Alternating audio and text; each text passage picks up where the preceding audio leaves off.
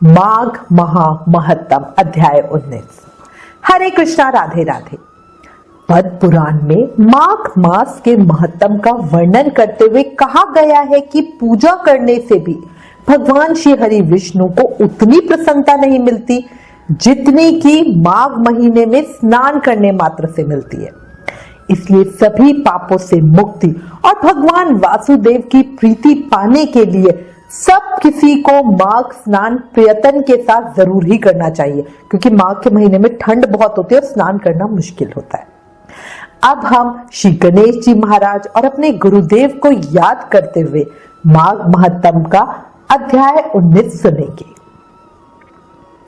शिव नंदन गौरी तनय प्रथम पूज्य गणराज, सकल अमंगल को हरो पूरन हो हर काज। बोलो गणेश जी महाराज की जय। गुरु ग्रंथन का सार है, गुरु है प्रभु का नाम, गुरु अध्यात्म की ज्योति है, गुरु है चारों धाम। बोलो गुरुदेव महाराज की जय।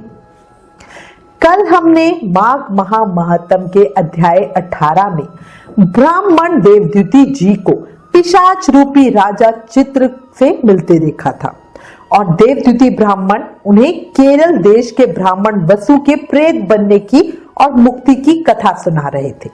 अब आगे ब्राह्मण देवद्युति कहने लगे कि इस प्रकार उस प्रेत रूपी वासु ब्राह्मण ने एक समय मार्ग में एक पथिक को देखा जो 2 गगरियों में त्रिवेणी का जल लिए हुए था और आनंद पूर्वक भगवान के चरित्र को गाता हुआ जा रहा था। प्रेत ने उसका मार्ग रोककर कहा कि तुम डरो मत, इस गगरी का जल मुझको पिलाओ, मैं बहुत प्यासा हूं, नहीं तो मैं तुम्हारे प्राण ले लूंगा। उस पथिक ने प्रेत से पूछा कि तुम दुखी, निर्बल, नंगे, मुरझाए हुए कौन हो? तुम पैरों से पृथ्वी को स्पर्श ना करके चलते हो। मैं जानना चाहता हूं कि तुम कौन हो और कैसे ये तुम्हारी दशा हुई।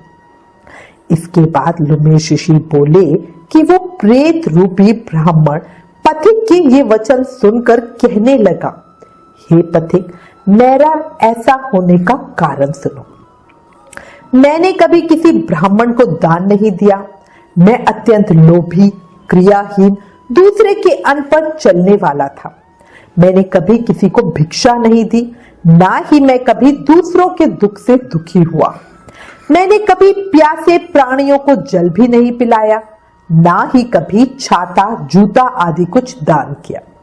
कभी किसी को जल का पात्र, पान या औषधि भी नहीं दी। ना ही मैंने अपने घर में कभी किसी अतिथि को ठहरा कर उसका सत्कार किया। अंधे, वृद्ध, अनाथ और दीनों को मैंने कभी अन्न से संतुष्ट नहीं किया और ना ही किसी रोगी को रोग मुक्त किया। ना कभी ब्राह्मणों को दान दिया, ना कभी अग्नि में हवन किया। वैशाख आदि मास में किसी को ठंडा जल भी नहीं पिलाया। ना ही मैंने बड़ या पीपल का कोई वृक्ष लगाया, ना किसी प्राणी को बंधन से छुड़ाया। कभी कोई व्रत करके अपने शरीर को भी नहीं सुखाया। इस कारण मेरा पूर्व जन्म सब बुरे कार्यों में ही व्यतीत हुआ। मेरे पहले के जन्म के कर्मों से ही मेरी ये गति हुई है। इस वन में व्याघ, भेड़िए से बचा हुआ मांस तथा जंतुओं के खाने से गिरे हुए फल, वृक्षों पर लगे हुए सुंदर फल तथा झरने का सुंदर जल सभी मिलते हैं, पर अपने बुरे कर्मों की वजह से मैं कुछ नहीं खा सकता। सर्प की तरह केवल पवन भक्षण करके जीवन व्यतीत करता हूं।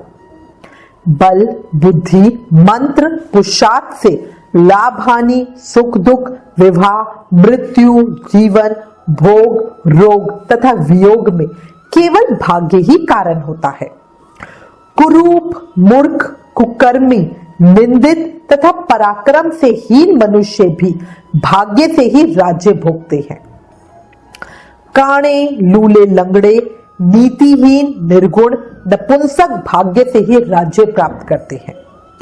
इस पर्वत पर भी बलवान राक्षस पिशाच रहते हैं, जिनमें से कभी कभी कोई कहीं कहीं वन में फिरते हुए अपने कर्म के अनुसार अन्न जल प्राप्त कर लेते हैं। पर हे पथिक, आपको उनका भय नहीं होना चाहिए, क्योंकि धर्मात्मा पुरुषों की रक्षा उनकी पवित्रता ही करती है। ग्रह, नक्षत्र, देवता सर्वथा धर्मात्माओं की रक्षा करते हैं। कोई भी पिशाच आप जैसे भक्त की तरफ आंख उठाकर देख भी नहीं सकता। जो नारायण भगवान की भक्ति से पवित्र रहता है, उसको प्रेत, भूत, पिशाच, पूतना कोई बाधा नहीं दे सकता। भूत, पेताल, पिशाच, गंधर्व, ककनी, शकिनी, ग्रह रेवती, यज्ञ मात्र ग्रह, भयंकर ग्रह, कृत्या, सर्प, कुष्मांडा तथा दूसरे दुष्ट जंतु पवित्र वैष्णव की तरफ देख भी नहीं सकते। जिनकी जिह्वा पर गोविंद का नाम, हृदय में वेद तथा श्रुति विद्यमान है, जो पवित्र और दानी है, उनको कभी भय नहीं हो सकता। हे पथिक, एक बार मैं जनवालिनी नदी के किनारे पर गया था। वहां पर घूमते हुए मैंने एक सारस के वचनों को सुना, जिससे मैं संतोष से अपने कर्मों का फल भोगता हुआ यहां रहता हूं, और अब ये सोचकर मैं शोक भी नहीं करता। उस प्रेत रूपी ब्राह्मण वसु की बात सुनकर वो पथिक कहने लगा, हे प्रेत, तुमने सारस के वचन किस प्रकार और क्या सुने, सो कृपया करके मुझसे सब कहो। वो प्रेत कहने लगा कि इस वन में कुहरा नाम की नदी पर्वत से निकली है। एक समय मैं घूमता घूमता उस नदी के किनारे पहुंचा और थकावट दूर करने के लिए वहां पे ठहर गया। मैंने देखा कि उसी समय लाल मुख और तीखे दांतों वाला एक बड़ा बंदर वृक्ष से उतरकर जल्दी से वहां पर आया जहां एक सारस सोया हुआ था। उस चंचल बंदर ने कई पक्षियों को देखकर उस सोए हुए सारस को दृढ़ता से पैरों से पकड़ लिया। ये देखकर और सब पक्षी उड़कर वहां से चले गए, पर उस सारस की सारसी भयभीत होकर विलाप करती हुई वहीं पर रुक गई। नींद के दूर होने तथा भय से नेत्र खोलकर सारस ने बंदर को देखा और मधुर वाणी से कहने लगा, हे बंदर, तुम बिना अपराध मुझको क्यों दुख देते हो? इस संसार में राजा भी केवल अपराधियों को ही दंड देता है। तुम्हारे जैसे श्रेष्ठ प्राणी किसी को पीड़ा नहीं देते। हम अहिंसक और दूसरे के कर्मों को नहीं देखते। हम जल की काई खाने वाले, आकाश में उड़ने वाले, वन में रहने वाले, अपनी स्त्री से प्रेम करने वाले, दूसरों की स्त्री को त्यागने वाले, दूसरों की बुराई से दूर रहने वाले, चोरी ना करने वाले, बुरों की संगति से बचने वाले, किसी को कष्ट ना देने वाले हैं। सो इस प्रकार मुझ निरपराधी को हे बंदर तुम छोड़ दो। मैं तुम्हारे पहले जन्म के वृतांत को जानता हूं। अब ये वचन सुनकर वो बंदर उसको छोड़कर दूर बैठ गया और कहने लगा कि तुम मेरे पूर्व जन्म के वृतांत को कैसे जानते हो? तुम तो अज्ञानी पंछी हो और मैं वन में घूमने वाला हूं। वो सारस कहने लगा, मैं अपनी जाति की स्मृति के बल से तुम्हारे पूर्व जन्म का सब वृतांत जानता हूं। तुम पूर्व जन्म में विंध्य पर्वत के राजा थे और मैं तुम्हारे कुल का पूज्य पुरोहित था। तुम राजा होकर अपनी प्रजा को पीड़ा दिया करते थे। विवेकहीन तुमने बहुत सा धन इकट्ठा किया। सो हे वानर, प्रजा की पीड़ा रूपी अग्नि की ज्वाला से तुम पहले ही तप चुके हो। पहले तुम कुंभीपाक नरक में गिराए गए। तुम्हारे शरीर को नरक में 3000 वर्ष बीत गए। फिर नरक से निकलकर बचे हुए पापों के कारण इस बंदर योनि में आए हो और मुझको मारना चाहते हो। पूर्व जन्म में तुमने ब्राह्मण के बाग से लूटकर बलपूर्वक फल खाए थे। उसका ये भयंकर फल हुआ कि तुम वानर और वनवासी हुए।